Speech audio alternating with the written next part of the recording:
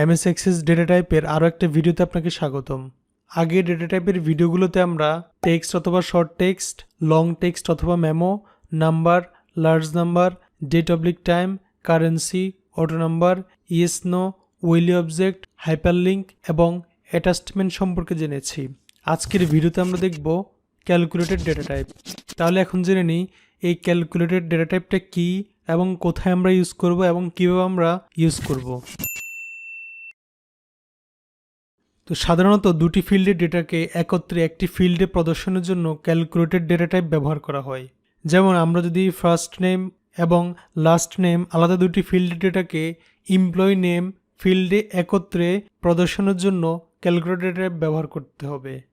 অথবা দুইটা ফিল্ডে যোগ বিয়োগ সহ যে কোনো ক্যালকুলেশন করার জন্য এই ডেটা টাইপ আমরা ব্যবহার করব। তাহলে চলুন বিস্তারিত এমএস এক্সেসের প্র্যাকটিক্যালি আমরা দেখে নিই। তো আমি এটার মধ্যে দেখাবো না, আপনাদেরকে আমি ফ্রেশ একটার মধ্যে দেখাবো যাতে আপনারা সহজে বুঝতে পারেন। এটা আমি ক্লোজ করে দিলাম।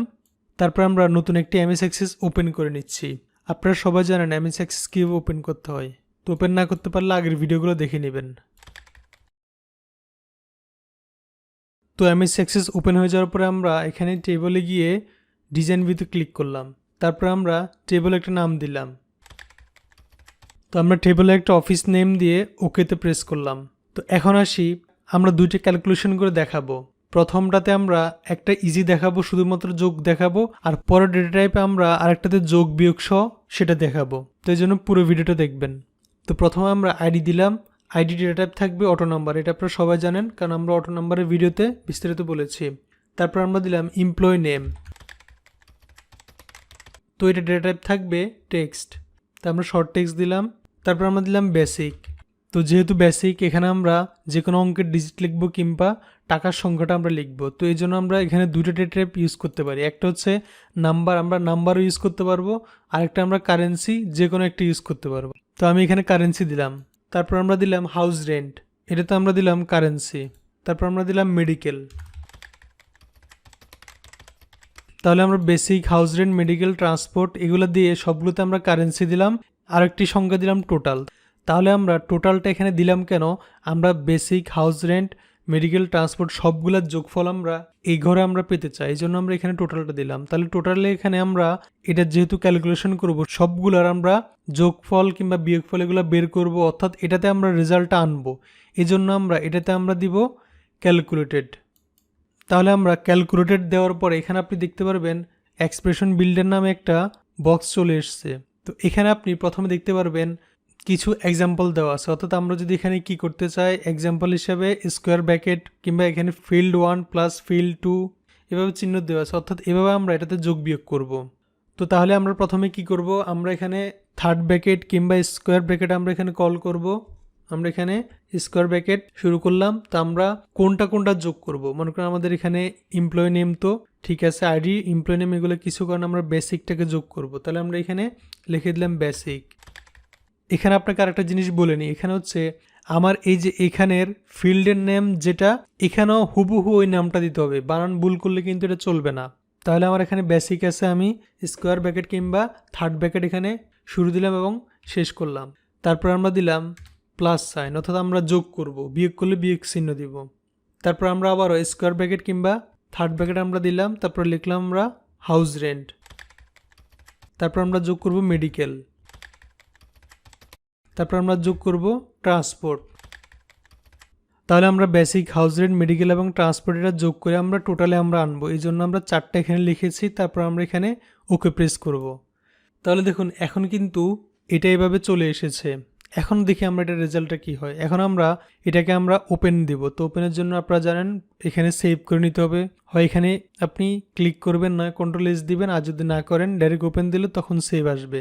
তো আমরা মাউসের রাইট বাটন ক্লিক করে এটা ওপেন দিলাম, সেভের জন্য ইয়েস দিলাম। তাহলে প্রথমে এখানে আমাদের আইডি নাম্বার আসলো। তারপর আমরা এমপ্লয়ি নেম দিলাম এমডি ইমন। তাহলে আমরা এটার বেসিকটা আমরা এখন বসিয়ে দিচ্ছি, বেসিক দিলাম 16,000। তারপর আমরা এখানে হাউস রেন্ট দিলাম 5,000। তারপর আমরা মেডিকেল দিলাম 3,000। তারপর আমরা ট্রান্সপোর্ট দিলাম 1,500। তাহলে এখন দেখুন আপনি টোটালটা কিন্তু আমাদের এখানে অটোমেটিকলি বসে যাচ্ছে। তাহলে আপনি অলরেডি দেখেছেন এখানে আমরা যতগুলা বেসিক বসালাম, হাউস রেন্ট বসালাম, মেডিকেল বসালাম এবং ট্রান্সপোর্ট বসালাম, অলরেডি আমাদের টোটালটাতে বসে গিয়েছে। এর কারণ হচ্ছে আমরা ওখানে ক্যালকুলেশন হিসেবে এগুলো যোগ করে দিয়েছি। তো আরেকটা জিনিস আপনাকে ক্লিয়ার করি, তো আমরা এখানে টাকার সাইনটা কীভাবে এনেছি সেটা আমরা আগের একটা ভিডিওতে দেখিয়েছি। তো আমরা যদি টাকার সাইন না দিয়ে ডলার দিতে চাই সেটা আমরা দিতে পারবো। আমরা একটু ডিজাইন ভিউতে যাই, এই যে বেসিকের আমরা এখানে গেলাম, এখানে দেখুন কারেন্সি আছে, আমরা যদি কারেন্সির এখানে গিয়ে স্ট্যান্ডার্ড দিই তাহলে শুধুমাত্র কমা সাইন দিয়ে আসবে। তো আমরা এখন যদি ওপেন দিই, ইয়েস দিলাম, তাহলে দেখুন আমাদের বেসিকটাতে শুধুমাত্র কমা দিয়ে এসছে। তো আমরা যদি ডলার সাইন দিই ডলার আসবে, যেভাবে আপনি দিতে চান সেভাবে আসবে। তাহলে এভাবে আপনি যতগুলো ডেটা এন্ট্রি করবেন কিংবা ডেটা ইনপুট করবেন কিংবা টাইপ করবেন সবগুলো এভাবে যোগ হয়ে যাবে। তা আমরা আরও একটা করে দেখাচ্ছি। তাহলে এখন আমরা হাউস রেন্ট বসাবো। দেখুন অলরেডি এখানে 18,000 অটোমেটিকলি চলে এসছে। তাহলে আমরা যদি হাউস রেন্ট এখন 5,000 দিই তাহলে দেখুন অলরেডি 23 চলে এসছে। আমরা মেডিকেল দিলাম 3,000 আর ট্রান্সপোর্ট আমরা মেডিকেল দিলাম 3,000 আর ট্রান্সপোর্ট দিলাম 1,500। তাহলে দেখুন অলরেডি 27,000 আমাদের এভাবে চলে এসছে। তাহলে এভাবে আপনি ক্যালকুলেটেড ডেটা টাইপ ইউজ করে যোগগুলো আপনি করতে পারবেন। এখন আমরা একটু জটিলটা দেখবো, অর্থাৎ যোগ বিয়োগ কীভাবে করব। তো আমি এটাকে সেভ দিয়ে আমরা আরও একটি টেবিল তৈরি করে নিচ্ছি। এই জন্য আমরা ক্রিয়েটে ক্লিক করব, তারপরে এখান থেকে আমরা টেবিলে গেলাম, যাওয়ার পরে আমরা এই যে টেবিল 1 আছে এটাতে আমরা ডিজাইন ভিউ দিলাম।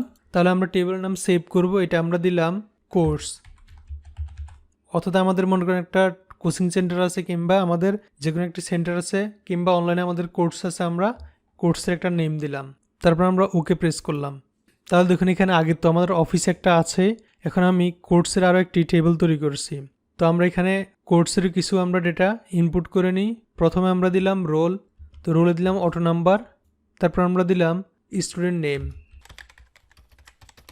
তাহলে এটা আমরা দিলাম শর্ট টেক্সট, তারপর আমরা দিলাম কোর্স ফি। তাহলে এখানে কোর্স ফিতে আপনি আপনি চাইলে নাম্বার ইউজ করতে পারবেন, চাইলে আপনি কারেন্সি ইউজ করতে পারবেন। তো যেহেতু টাকা পয়সা হিসাব কারেন্সি ইউজ করে ভালো, নাম্বার দিলেও কোনো প্রবলেম নাই। তো আমরা কারেন্সি দিলাম আগের মতোই ফরম্যাটে, এখান থেকে আমরা টাকাই রাখলাম। তারপর আমরা দিলাম পে, এটা দিলাম কারেন্সি, তারপর আমরা দিলাম ডিউ। এখন আমরা যখন ডিউ দিব তাহলে কি হবে, কোর্স ফি এবং পে এই দুইটা থেকে বাদ যাবে এবং ডিউটাতে রেজাল্টটা বসবে। এই জন্য আমরা এটাতে ক্যালকুলেটেড ডেটা টাইপটা ইউজ করব। তো আমরা এখানে ক্যালকুলেটেড দিলাম, সেম আগের মতো আমাদের এক্সপ্রেশন বিল্ডারটা এসছে। এখন আমরা এখানে আগের মতোই ফিল্ডগুলো দিব। তো আমরা স্কোয়ার ব্র্যাকেট কল করব, অর্থাৎ থার্ড ব্র্যাকেট যেটাকে আমরা বলি। তাহলে এখানে আমি প্রথমটা দিলাম কোর্স ফি, তাহলে কোর্স ফি দিলাম।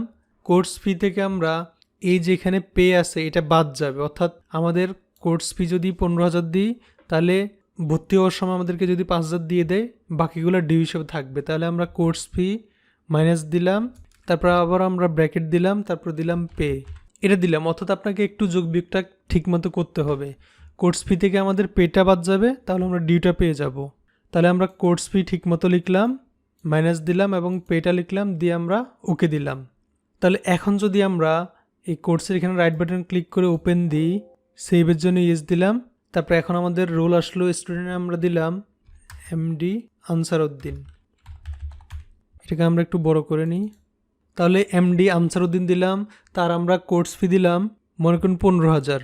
তাহলে উনি ভর্তির সময় আমাদের পে করেছেন 5,000। তাহলে দেখুন অটোমেটিকলি ডিউ কিন্তু এখানে 10,000 থেকে যাচ্ছে।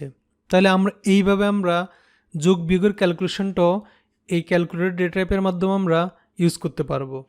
তো আমরা আরও একটা দেখি, মনে করি আরেকটা বসালাম আমরা। তো আতিকে আমরা কোর্স ফি দিলাম 18,000, তাহলে সে ভর্তির সময় পে করেছে 5,000। তাহলে দেখুন অলরেডি ডিউ হিসাবে 13,000 এখানে অটোমেটিকলি চলে এসছে। তাহলে এখানেও সেম আপনি যদি আগের মতো কোর্সে গিয়ে আপনি ডিজাইন বিতে যান, কোর্স ফি হিসেবে টাকা না দিয়ে ইউরো দিতে চান ইউরো দিতে পারবেন, স্ট্যান্ডার্ড দিতে চাইলে স্ট্যান্ডার্ড দিতে পারবেন।